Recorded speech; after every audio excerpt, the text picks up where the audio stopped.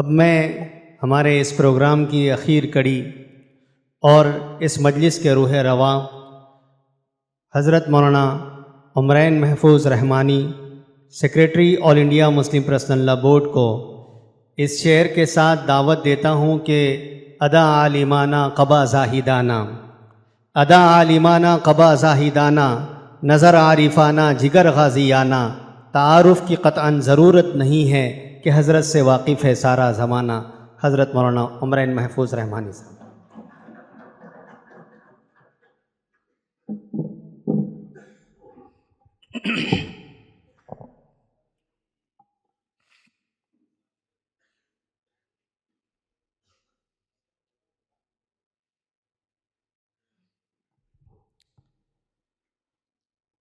بسم اللہ الرحمن الرحیم وبہ نستعین والصلاة والسلام علی سیدنا محمد وعلی آلہ وصحبہ اجمعین، اما بعد، اعوذ باللہ من الشیطان الرجیم، بسم اللہ الرحمن الرحیم، نون والقلم وما یسطرون، صدق اللہ العظیم۔ اس باوقار اجلاس کے مہمانان خصوصی جناب امتیاز جلیل صاحب، مولانا یحییٰ قاسمی صاحب،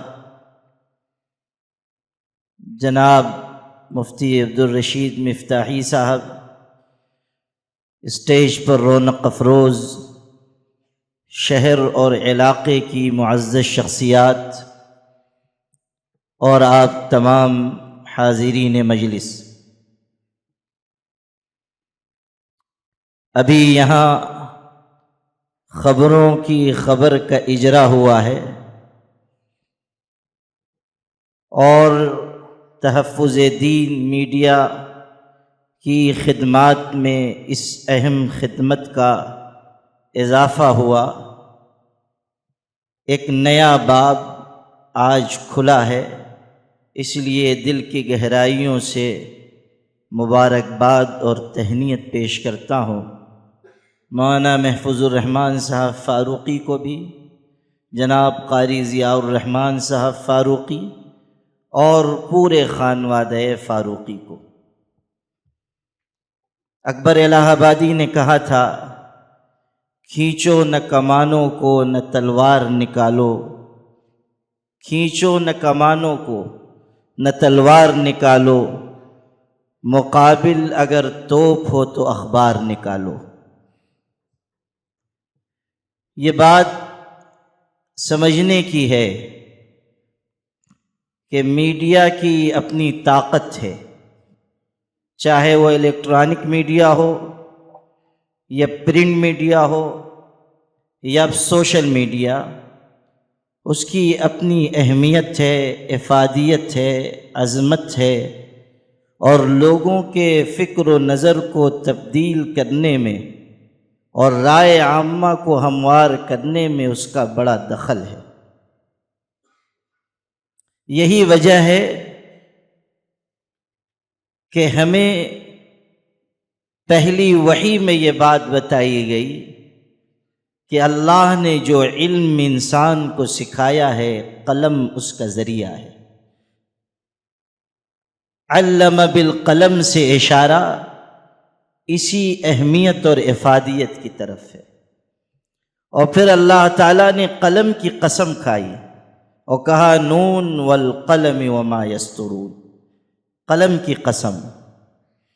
قرآن مجید میں اگر قسم کھائی گئی ہے تو یہ احساس دلانے کے لیے کہ تمہارا قلم کوئی معمولی چیز نہیں ہے، اگر تم چاہو تو اسی قلم سے قوم کی تقدیر بدل سکتے ہو، اگر تم چاہو اسی قلم کے ذریعے افکار و نظریات کی جنگ جیت سکتے ہو، اگر تم چاہو اسی قلم کے ذریعے اپنے سامنے والے انسان کے فکر و نظر کو تبدیل کر سکتے ہو۔ قلم میں یہ طاقت ہے کہ وہ حقائق کو اجاگر کرے اور چھپی ہوئی باتوں کو لوگوں کی نگاہ کے سامنے لائے، اور اس طرح سچائی کے چہرے سے پردہ اٹھائے کہ جھوٹ، کذب بیانی، دجل اور تلبیس کا پردہ چاک ہو جائے اور سچائی اور حقیقت لوگوں کے سامنے اجاگر ہو۔ قلم ہر زمانے میں صاحب عظمت رہا ہے۔ یہ اور بات ہے کہ آج ہم دیکھ رہے ہیں کہ قلم کی عزت سر بازار نیلام کی جا رہی ہے۔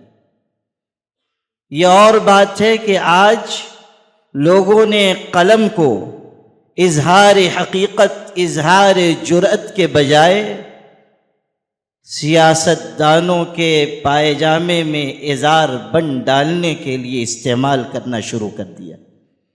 یہ اور بات ہے کہ قلم کی عظمت سونے چاندی کے سکوں کی کھنک پر بیچی جا رہی ہے۔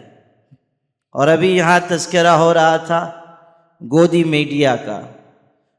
گودی میڈیا نے تو میڈیا کی شان و شوکت کو اس طرح خاک میں ملایا ہے، اور بیچاروں نے اس طرح ارباب حکومت کے آگے سر ٹکایا ہے کہ جس کی کوئی دوسری مثال دور دور تک نہیں ملتی۔ پہلے یہ ہوتا تھا کہ لوگ ارباب اقتدار کے لیے لکھتے تھے، بولتے تھے، خبریں بناتے تھے، مگر آنکھ کا پانی کچھ باقی تھا۔ اب تو ماشاءاللہ ایسے لوگ ہیں جن کی آنکھ کا پانی کیا، آنکھ ہی باقی نہیں رہی ہے، اور انہوں نے طے کر لیا ہے کہ چاہے زمانہ کچھ کہے، ہمیں تو غلامی کرنی ہے اور پیسے اور سونے چاندی کے ذخیرے حاصل کرنے ہیں۔ ایسے دور میں ضرورت ہے کہ ایسا میڈیا قائم ہو، ایسے میڈیا ہاؤسز قائم ہوں کہ جو کھری اور سچی صحافت کو دنیا کے لوگوں کے سامنے لا سکیں اور بتائیں کہ آج بھی ضمیر زندہ ہے، قلم زندہ ہے، اظہار جرأت کا مزاج زندہ ہے۔ اور ایسے زمانے میں جب کہ سب فرزانے بن رہے ہیں، کچھ دیوانے ابھی بھی زندہ ہیں۔ یہ ہمیں اپنے عمل و کردار سے بتانا ہوگا۔ مولانا شبلی نعمانی نے اپنی ایک کتاب میں ایک جگہ لکھا ہے، ان سیوف المجاہدین تحت اقلام الملوک۔ بہت ہی گہرا جملہ ہے۔ کہتے ہیں کہ جو مجاہدوں کی تلواریں ہوتی ہیں وہ بادشاہوں کے کے قلم کے نیچے ہوتی ہیں۔ بادشاہوں کے قلم کا اشارہ ہوتا ہے تب سپاہیوں کی تلواریں چلتی ہیں اور جنگیں اور مار کے لڑے جاتے ہیں۔ یہ قلم کی عظمت ہے۔ اور آج کا یہ دور اپنی تمام تر ترقیات کے باوجود قلم کی عظمت اور قلم کے ذریعے انجام دیے جانے والے کارناموں کا مرہون منت ہے، اس کا منتظر ہے۔ اس لیے اچھی صحافت کیجیے، سچی صحافت کیجیے، اور اخبار کے ذریعے یا سوشل میڈیا کے ذریعے ایسی حقیقتیں سامنے لائیے کہ جو لوگوں کے لیے چشم کشاں ہوں، بصیرت افروز ہو سکتا ہے دشواریاں آئیں گی، دشواریاں آتی ہیں۔ ابھی یہاں ہمارے مفتاحی صاحب کہہ رہے تھے کہ جو لوگ کچھ نہیں کرتے ہیں وہ صرف تنقید کرتے ہیں، اور یقیناً ایسا ہے۔ کسی کا شعر ہے، 100 کام کرنے کے جہاں میں ہے داغ، جو لوگ کچھ نہیں کرتے کمال کرتے ہیں۔ تو ان کا بیچاروں کا کام یہی ہے۔ کوئی کہہ رہا تھا کہ بہت سے لوگ جو ہیں کام کرنے والوں کی ٹانگ پکڑ کر کھینچتے ہیں، یہ بھی سچائی ہے۔ لیکن میں انہیں ایک مشورہ دیا کرتا ہوں، اکثر دیا کرتا ہوں، آج بھی دہراتا ہوں۔ میں یہ کہا کرتا ہوں کہ دیکھیے، اگر آپ کی ٹانگ بڑھ گئی ہے تو اس کو کٹوا لیجئے، دوسرے کے کام میں اڑائیے مت۔ اگر آپ کی ٹانگ میں اضافہ ہو گیا ہے، ٹانگ بڑھ گئی ہے، کٹوا لیجئے، سیدھا سادہ حل ہے، دوسرے کے کام میں رکاوٹ نہ بنیے۔ ہاں، اگر کوئی اچھی تنقید ہے، کوئی صالح تنقید ہے، تنقید برائے تعمیر ہے، ہمیں خوش دلی سے اسے قبول کرنا چاہیے۔ ہمارا مزاج فرعونیت کا نہیں ہونا چاہیے کہ ہم سب سے اونچے ہیں، سب سے بلند ہیں اور ہمیں کسی کے مشورے کی ضرورت نہیں، ہرگز نہیں۔ لیکن ہمارا یہ مزاج قومی مزاج بنتا جا رہا ہے کہ کاموں میں بجائے معاون بننے کے ہم مخالف بننا پسند کرتے ہیں۔ ایک بنیادی بات ہمیشہ ذہن میں رکھیے کہ اچھے کاموں میں، بھلے کاموں میں ہمیشہ رفیق بنیے، فریق نہ بنیے، دوسروں کا پارٹ بنیے، پارٹی نہ بنیے۔ آپ دوسروں کے ہاتھ مضبوط کریں گے تو آپ کے ہاتھ مضبوط ہوں گے، آپ اپنی ملت کو تقویت و قوت عطا کریں گے۔ اس کی کوشش رہنی چاہیے کہ ہم بھلے اور اچھے کاموں میں ایک دوسرے کے مددگار بنتے ہوئے قرآن مجید کے اس حکم پر عامل ہوں، تعاونوا علی البر والتقوی ولا تعاونوا علی الاثم والعدوان۔ بھلے کاموں میں معاون بنو، گناہ اور سرکشی کے کام میں معاونت مدد نہ کیا کرو۔ تحفظ دین کی خدمت کا یہ رخ بھی بہت پیارا ہے کہ یہاں سے تحفظ ختم نبوت کا کام ہو رہا ہے۔ تحفظ ختم نبوت کا معاملہ بہت نازک اور حساس معاملہ ہے، اور یہ ایسا معاملہ ہے جو ایک مسلمان کے لیے دل سے جڑا ہوا معاملہ ہے، اس کا دماغ سے کوئی لینا دینا نہیں، یہ دل کا معاملہ ہے۔ ابھی ہمارے امتیاز جلیل صاحب بڑے درد سے کہہ رہے تھے کہ علماء کرام کی یہ ذمہ داری ہے وہ غلط اور گمراہ عقیدے رکھنے والوں کی اصلاح کریں، سمجھائیں، تفہیم کریں۔ اور ہمارے عزیزم بلال سلمہ کبھی انہوں نے تذکرہ کیا اور مثال دی، ماشاءاللہ اچھا صالح جوان ہے، اللہ تعالیٰ اسے نظر بد سے محفوظ رکھے اور اسے ترقیات سے نوازے۔ یقیناً افہام و تفہیم کی بڑی اہمیت ہے، اور لوگوں کو سمجھانے سے بہت سارے مسائل حل ہوتے، لیکن اسے کیا کیجئے گا کہ کچھ ایسی ضدی طبیعتیں ہوتی ہیں کہ جن کے اوپر سمجھانا بجھانا کچھ اثر نہیں کرتا ہے، اور ایسے لوگ ہوتے ہیں جن کے بارے میں عطا اللہ شاہ بخاری کہتے تھے کہ 4 کتاباں حقہ آئیں 5واں آیا ڈنڈا، وہ یہ کہا کرتے تھے، اور قادیانی کے زمانے میں کہتے تھے 4 کتاباں حقہ آئیں 5واں آیا ڈنڈا۔ یہ یاد رکھیے کہ تحفظ ختم نبوت کا مسئلہ ایسا ہے جو دماغ سے جڑا ہوا نہیں ہے، دل سے جڑا ہوا ہے، اور حضور صلی اللہ علیہ وسلم کی ذات گرامی سے یہ معاملہ جڑا ہے۔ اس لیے ہوتا یہ ہے کہ اگر شان رسالت میں گستاخی کی جاتی ہے تو یا تو مسلمان جان دے دیتا ہے یا جان لے لیتا ہے، یہ صورتحال ہے۔ حضور صلی اللہ علیہ وسلم کی ذات گرامی سے راست اس مسئلے کا جوڑ ہے، اور ہمارا ملک یہ بھارت کی مٹی بڑی زرخیز ہے، یہاں صرف عالم نہیں پیدا ہوتے، صرف امام نہیں پیدا ہوتے، صرف مجدد نہیں پیدا ہوتے، صرف مجاہد نہیں پیدا ہوتے، یہاں نبی بھی پیدا ہو جاتے ہیں۔ یہ بڑی زرخیز زمین ہے، یہاں صرف امام عالم نہیں پیدا ہوتے، یہاں پیدا ہو جاتے ہیں نبی، بلکہ نبی الانبیاء۔ وہ قادیانی جو تھا مردود، اس نے صرف یہ تھوڑی دعویٰ کیا کہ میں نبی ہوں، پہلے تو اسٹیپ بائی اسٹیپ بڑھا، پہلے کہنے لگا کہ میں عالم ہوں، پھر میں امام ہوں، پھر میں مجدد ہوں، پھر میں مثل مسیح ہوں، پھر میں مسیح موعود ہوں، پھر ذلی نبی، بروزی نبی، ہوتے ہوتے یہاں تک پہنچا کہ میں اللہ میاں کی بیوی بھی ہوں۔ یہ بھی اس کا دعویٰ ہے، میں اللہ میاں کی بیوی بھی ہوں، 52 دعوے ہیں اس کے۔ اور پھر یہ کہ میں نبی الانبیاء ہوں اور سارے انبیاء مجھ میں حلول کر گئے، حالانکہ ایسا خبط الحواس قسم کا تھا کہ ایک رات میں 50 مرتبہ پیشاب کرنے اٹھنا پڑتا تھا، آنکھ بھی اس کی ایک تھی ایک غائب تھی، اور حالت یہ تھی دماغ کی کہ صدری پہنتا تھا، اور چونکہ پیشاب زیادہ آتی تھی تو ایک جیب میں مٹی کے ڈھیلے رکھتا تھا، اور گڑ کا شوقین تھا، دوسری جیب میں وہ گڑ کی ڈلیاں رکھتا تھا، تو کبھی کبھی ماشاءاللہ گڑ کی ڈلیوں سے استنجا فرماتا تھا اور مٹی کے ٹکڑے پھاکتا رہتا تھا۔ یہ صورتحال۔ لیکن کیا کیجئے گا اس کو کہ لوگوں نے بنا دیا، مان لیا کہ ہاں آپ ہیں۔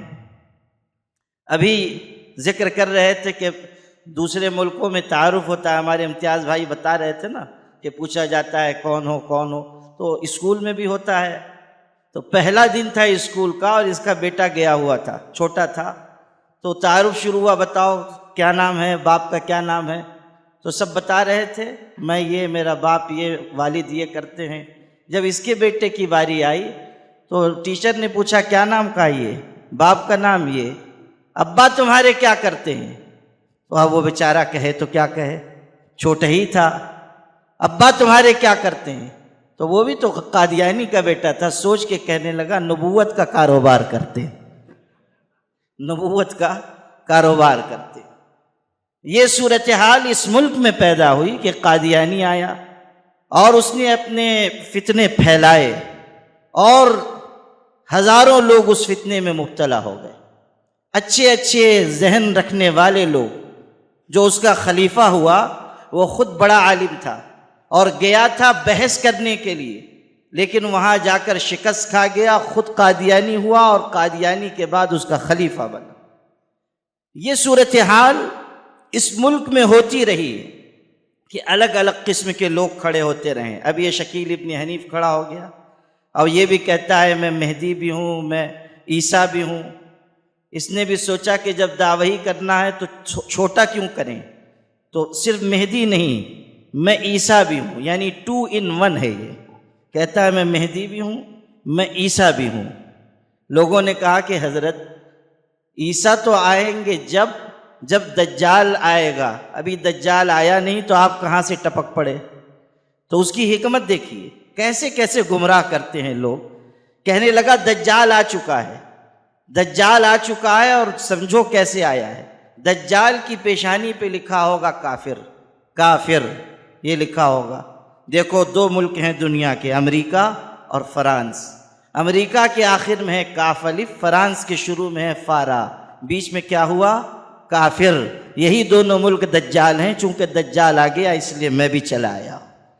یہ صورتحال، اور لوگ مان رہے ہیں، لوگ تسلیم کر رہے ہیں۔ ان عقلوں پر لعنت ہو جو ایسی کمزور دلیلوں کو تسلیم کرتے ہیں۔ اور آپ سے میں کہتا ہوں اس گمان میں نہ رہیے، یہ میں آپ سے درد سے کہہ رہا ہوں، اس گمان میں نہ رہیے کہ جاہل لوگ، کم پڑھے لکھے لوگ اس کے فتنے کا شکار ہو رہے ہیں۔ ایک عالم، ہماری مرکزی دینی درسگاہ، بہت بڑے ادارے کے فاضل عالم، ان کو لوگ میرے پاس لے کر آئے اسی مہاراشٹر کے، اور لوگوں نے بتایا کہ یہ آدمی شکیلی ہو گیا ہے۔ اور باضابطہ اس عالم نے مجھ سے بحث کی 2 گھنٹے تک، میں نے دلیلیں دی، اس نے توبہ کر لی، میرے ہاتھ پر بیعت ہو گیا، میں بھی مطمئن کہ اللہ کے کرم سے بچ گیا۔ لیکن 1 مہینے کے بعد پتہ چلا کہ پھر وہ جا کر انہی سے مل گیا۔ یہ صورتحال ہے۔ آپ کے اس اورنگ آباد کے کتنے لوگ اس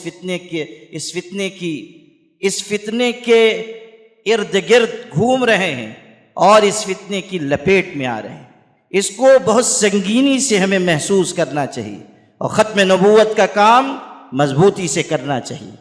میں یہاں علماء بھی ہیں، میں انہیں یاد دلانا چاہتا ہوں کہ اس ملک کی عظیم ترین شخصیت اور اس ملک کے علماء کے امام اور محدثین کے تاجدار علامہ انور شاہ کشمیری رحمۃ اللہ علیہ اپنی سخت بیماری کے زمانے میں قادیانی کے مقدمے میں پیش ہونے کے لیے بہاولپور گئے تھے، اور انگریز جج کے سامنے انہوں نے زبردست طریقے پر کیس لڑا، دلائل دیے، سخت بیمار تھے۔ جب وہ وہاں گئے، ہزاروں لوگ ان کی زیارت کے لیے جمع ہوئے، اور وہ جامع مسجد میں کھڑے ہوئے بیماری کی حالت میں۔ فرمایا کہ میں سخت بیمار تھا، آنے کی حالت نہیں تھی، ڈاکٹروں نے بھی منع کیا، لیکن میں صرف یہ سوچ کر آیا کہ میرے پاس اور کوئی عمل تو نجات کا ذریعہ بننے کے لائق نہیں ہے، کل قیامت کے دن یہ کہہ سکوں گا کہ حضور کی تحفظ ختم نبوت کا جانبدار بن کر آیا تھا۔ یہ کہا۔ جب انہوں نے یہ کہا تو جو وہاں لوگ موجود تھے وہ رونے لگے۔ ان کے ایک شاگرد تھے، وہ کھڑے ہوئے، بہت بڑے عالم تھے اس علاقے کے۔ انہوں نے کہا حضرت آپ یہ کیا کہہ رہے ہیں؟ پوری زندگی آپ کی دین کے لیے گزری، آپ ہزاروں علماء کے استاذ ہیں، آپ کے پاس تو اعمال ہی اعمال ہیں، آپ یہ کیا کہہ رہے ہیں؟ بڑی تعریف کی۔ جب وہ تعریف کر کے بیٹھ گئے تو اس وقت علامہ انور شاہ کشمیری نے جو جملہ کہا تھا وہ میں آپ کو سنانا چاہتا ہوں اور علماء کے دل کی امانت بنانا چاہتا ہوں۔ علامہ انور شاہ کشمیری نے کہا کہ ان صاحب نے ابھی میری تعریف کی اور تعریف میں مبالغے سے کام لیا، لیکن سن لو ہم پر یہ حقیقت کھل چکی ہے کہ ہم اگر ہم تحفظ ختم نبوت کا کام نہ کر سکے تو گلی کا کتا بھی ہم سے بہتر ہوگا۔ یہ جملہ کہا، وہاں موجود علماء کی چیخیں نکل گئیں کہ وقت کا خاتم المحدثین اور سید العلماء یہ کہہ رہا ہے کہ گلی کا کتا بھی ہم سے بہتر ہے اگر ہم تحفظ ختم نبوت کا کام نہ کر سکیں۔ یہ ہمارے کاندھوں پر آنے والی بہت بڑی ذمہ داری ہے اور ہمیں اس ذمہ داری کو پوری طریقے سے نبھانا چاہیے۔ میدان میں مضبوطی سے کھڑے رہیے اور اس حقیقت کا اعلان کیجئے کہ اللہ تعالیٰ کی دی ہوئی شریعت آخری شریعت ہے، حضور کی نبوت آخری نبوت ہے، قرآن آخری کتاب ہے۔ اب قیامت تک کسی نبی کی ضرورت نہیں، کسی شریعت کی گنجائش نہیں، اور اللہ کی کتاب کے بعد اب کسی صحیفہ آسمانی کی کوئی ضرورت نہیں۔ ہمارے آقا نے فرمایا ترکتکم علی البیضاء لیلها کنہارها لا یزیغ عنها بعدی الا ہالک۔ لوگوں، میں اپنے بعد تم کو ایک ایسی صاف ستھری شریعت پر چھوڑ کر جا رہا ہوں جس کی رات بھی اس کے دن کی طرح ہے، یعنی کہیں تمہیں بھٹکنے کی ضرورت نہیں، کامل مکمل متوازن معتدل شریعت دے کر جا رہا ہوں، اس شریعت کے پیچھے پیچھے چلو۔ لا یزیغ عنها بعدی الا ہالک۔ اس شریعت سے وہی انحراف کرے گا جو تباہ ہونے والا ہے، جو برباد ہونے والا ہے۔ اس لیے میرے بھائیوں، اس محاذ تحفظ ختم نبوت پر ہمیں مضبوطی سے جم جانا چاہیے۔ ایک اور کام تحفظ دین کی جانب سے ہو رہا ہے اور وہ بچوں کی تربیت کا کام ہے، نئی نسل کی تربیت کا کام ہے۔ ہمیشہ یاد رکھیے، جس علاقے میں بارش نہیں ہوتی وہاں کی فصلیں تباہ ہو جاتی ہیں، اور جہاں دینی تعلیم و تربیت نہ ہو وہاں کی نسلیں تباہ ہو جاتی ہیں۔ اگر نسلوں کی حفاظت مقصود ہے تو ہمیں اپنی اولاد کی تربیت کی فکر کرنی چاہیے۔ ہمیں دیکھنا چاہیے وہ کس سمت میں جا رہے ہیں۔ ارتداد کا فتنہ آپ کے دروازے تک پہنچ چکا ہے، سیلاب بلاخیز آ چکا ہے۔ شتر مرغ کی طرح اگر آپ اپنا سر ریت میں چھپا لیں اور یہ سمجھیں کہ طوفان نہیں آیا ہے تو اس سے طوفان لوٹنے والا نہیں ہے۔ سچائیوں سے منہ مت چرائیے، جو سچائیاں ہیں ان کو قبول کیجیے اور ان کے مقابلے کے لیے آگے آئیے۔ ارتداد کا فتنہ، بڑھتی چڑھتی برائیوں کا فتنہ، آپ محسوس کیجئے کہ امتیاز جلیل صاحب اگر ہمارے سماج کی خرابیوں پر انگلی رکھ کر نشاندہی کر رہے ہیں تو اس لیے کہ یہ ایک سماجی کارکن کے دل کا درد ہے۔ وہ دیکھ رہا ہے کہ جس قوم کو آگے بڑھانے کے لیے ہم اپنا لہو بہانے کے لیے تیار ہیں، وہ قوم تھوڑے سے نفع کے لیے اپنا ضمیر بیچنے کے لیے آمادہ ہے، تھوڑے سے فائدے کے لیے وہ اپنے آپ کا سودا کر رہی ہے قوم۔ ایک عیسائی شخص نے اسلام قبول کیا، جب اسلام کی رغبت اس کے دل میں پیدا ہوئی، تلاش ہوئی اس کو، تو اس نے کتابیں خریدی اور ان کا مطالعہ کیا، پھر اور ضرورت پڑی تو اس نے اپنی کار بیچ دی، اور پھر اس نے کتابیں خریدی، اسٹڈی کی، مسلمان ہو گیا۔ پھر وہ نکلا، مشرق وسطیٰ کے دورے پر بھی آیا، اللہ نے کچھ خوشحالی کشادگی دی تو مسلمانوں کے ملکوں میں گیا، ان کو قریب سے دیکھا، پھر اس نے سفر نامہ لکھا، اس سفر نامے کے مقدمے میں ایک بات اس نے لکھی ہے اور بہت ہی چپتا ہوا جملہ وہ میں آپ کو سنانا چاہتا ہوں، اورنگ آباد کے باغیرت مسلمانوں کے دل کی امانت بنانا چاہتا ہوں۔ اس نے لکھا کہ جب میرے دل میں ایمان کی طرف رغبت پیدا ہوئی تو میں نے اپنی کار بیچی اور ایمان خریدا، لیکن جب میں نے مسلمانوں کو قریب سے دیکھا تو میرے دل سے آواز آئی کہ تو نے کار بیچی، ایمان خریدا، یہ ایمان بیچ کر کاریں خرید رہے ہیں، یہ ایمان بیچ رہے ہیں، کاریں خرید رہے ہیں، مال و زر کے پیچھے، دنیا کی دولت کے پیچھے، دنیا کے اسباب اور وجاہت کے پیچھے، دنیا کے اقتدار کے پیچھے جا رہے ہیں، شہرت کی طلب انہیں آوارہ بنا کر پھرا رہی ہے، مال کی ہوس ان کے اندر سے اخلاق اور ضمیر کا جنازہ نکال رہی ہے۔ یہ صورتحال ہے کہ ہم نے فراموش کر دیا کہ ہمیں اللہ کے ہاں جانا ہے، اللہ کو منہ دکھانا ہے، آخرت میں حساب ہونا ہے، ایک وقت آنا ہے کہ سب چھوڑ کر قبر میں جانا ہے۔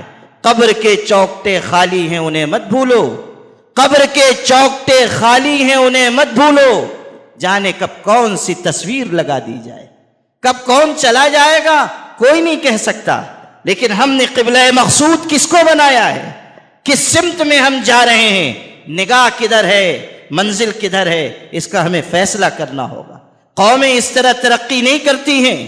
میں آپ سے بہت درد دل کے ساتھ کہنا چاہتا ہوں کہ قوموں کی تقدیر نعروں سے، امنگوں سے، آرزوؤں سے، تمناؤں سے نہیں بدلا کرتی، عمل و اقدام سے بدلتی ہے، حسن نیت سے بدلتی ہے، حسن عمل سے بدلتی ہے، مسلسل مخلصانہ محنت سے بدلتی ہے، عزم محکم، عمل پہ ہم، محبت فاتح عالم، جہاد زندگانی میں ہیں یہ مردوں کی شمشیریں۔ یہی وہ چیزیں ہیں جن سے قومیں عروج کی طرف جاتی ہیں، ہمیں انہیں اختیار کرنا چاہیے، اور میڈیا جو اس زمانے کی ایک خاص قوت ہے اسے اپنانا چاہیے، اور جو لوگ میڈیا کی لائن میں کام کر رہے ہیں ان کا ہاتھ بٹائیں۔ تحفظ دین کے لوگ اگر یہ کام کر رہے ہیں ہمیں ان کی تعریف بھی کرنی چاہیے اور ان کا ہاتھ بھی بٹانا چاہیے، ان کی مدد بھی کرنی چاہیے، اور جہاں جہاں خیر کے کام ہو ہمیں اس کام میں حصہ لینا چاہیے۔ ہمارا یہ ملک بہت تیزی سے فسطائیت اور فرقہ پرستی کے دلدل میں غرق ہو رہا ہے۔ ہمیں آپ کو اس ملک کو بچانا ہے، ہمیں اور آپ کو اس ملک کو نفرت کی آگ سے دور لے جانا ہے۔ اس ملک میں بسنے والے چاہے وہ ہندو ہوں یا مسلمان ہوں یا سکھ ہوں یا عیسائی ہوں یا SC OBC کے لوگ ہوں یا پچھڑی ذاتیں ہوں، کسی سماج کے، کسی مذہب کے، کسی تہذیب کے، کسی ثقافت، کسی کلچر کے لوگ ہوں، وہ سب ہمارے وطنی بھائی ہیں، اور ان سب کو ساتھ لے کر چلنا اور ان کے دلوں میں گنجائشیں پیدا کرنا، نفرت نکال کر محبت ڈالنا ہماری آپ کی بنیادی ذمہ داری ہے۔ حیات لے کے چلو، کائنات لے کے چلو، چلو تو سارے زمانے کو ساتھ لے کے چلو۔ میرے بھائیوں، کرنے کے بہت سے کام ہیں اور ہر محاذ پر خدمت کی ضرورت ہے۔ غفلت میں نہ رہیے، سستی میں نہ پڑیے، لاپرواہی نہ کیجیے، اعراض و تغافل سے کام نہ لیجیے، اپنے قائدین پر تنقید کر کے ان کے حوصلے پست نہ کیجیے، اپنی ملی جماعتوں اور تنظیموں کو صرف اپنی تنقید کا نشانہ نہ بنائیے۔ آپ جو کر سکتے ہیں وہ کرنے کے لیے میدان میں آئیے، بڑھیے، اللہ پر بھروسہ کیجیے، توکل اور اعتماد کی رسی کو مضبوطی سے تھامیے، اور جو آپ کر سکتے ہیں کر دکھائیے اس جذبے کے ساتھ کہ نور کی یہ کرن ظلمات پہ بھاری ہوگی، رات تمہاری ہے تو کیا صبح ہماری ہوگی۔ وآخر دعوانا